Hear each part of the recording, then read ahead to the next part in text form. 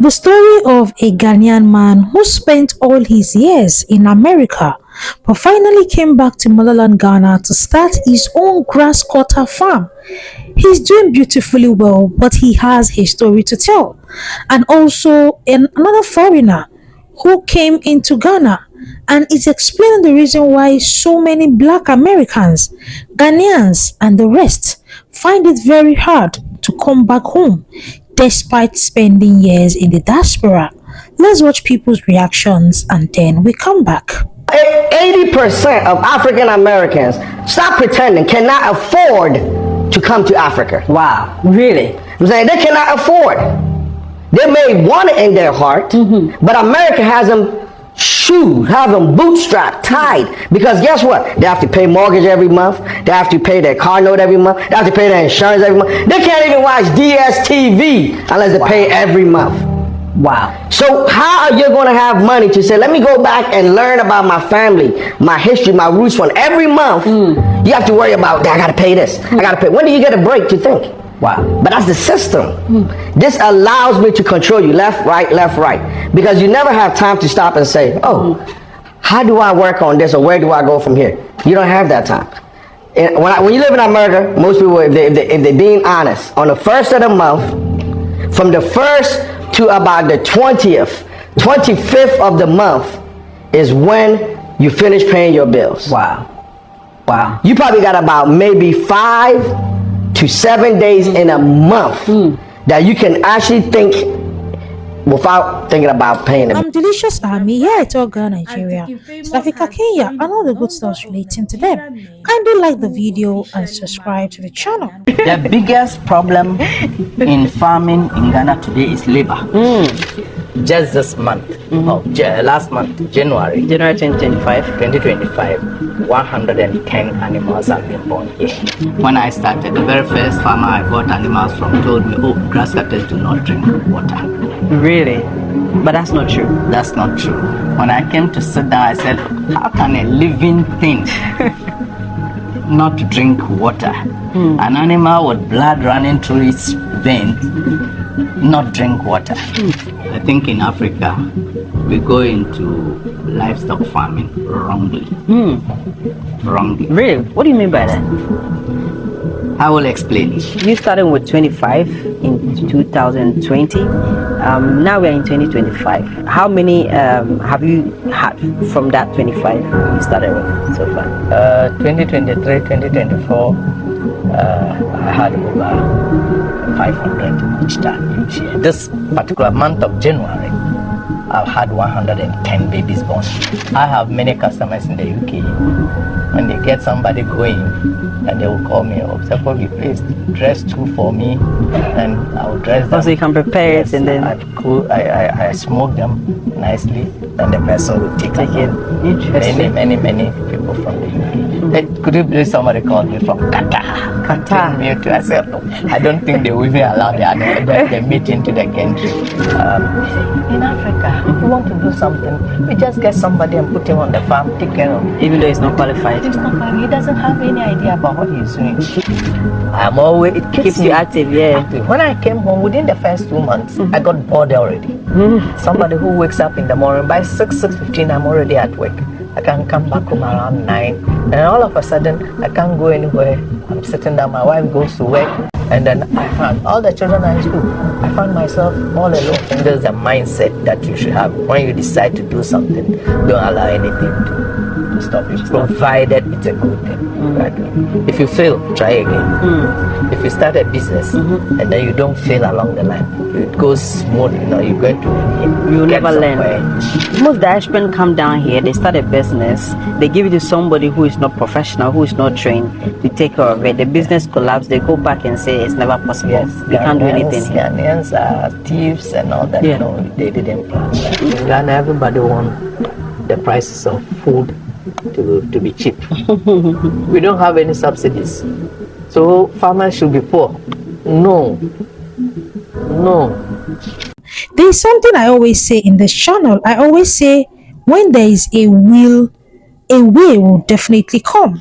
You heard the story of this Ghanaian man who spent his years in the diaspora, came back to Ghana, and decided to start a grass cutter business. Most of the times, the major challenge many of diasporans, Ghanaians in the diasporans face is establishing something when they come back to Ghana.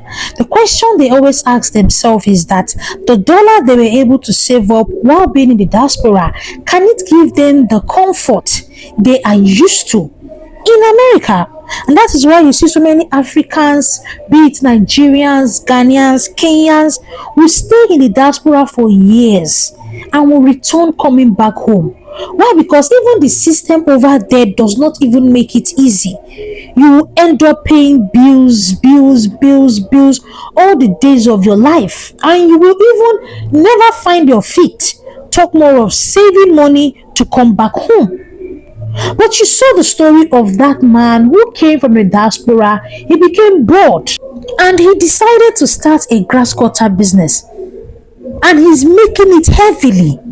You know one thing about foreigners coming into a place, or like say when people from the diaspora come into a place, they always see opportunities that we, me and you do not see. They always see business ideas, get business ideas that me and you cannot get. At times we have that business ideas, but lack of funds.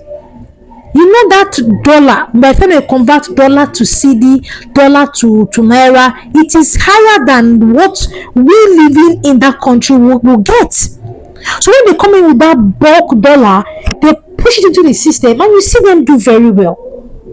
So this video is for anybody who lives in the diaspora, who has been there for years, and you just want to come back, but you don't have the faith, or you don't have the financial capability to come back. Learn from this grass cutters man, his story, how he was able to come back from the diaspora, start up something small, and see today he has one of the biggest grass cutter farms in Ghana.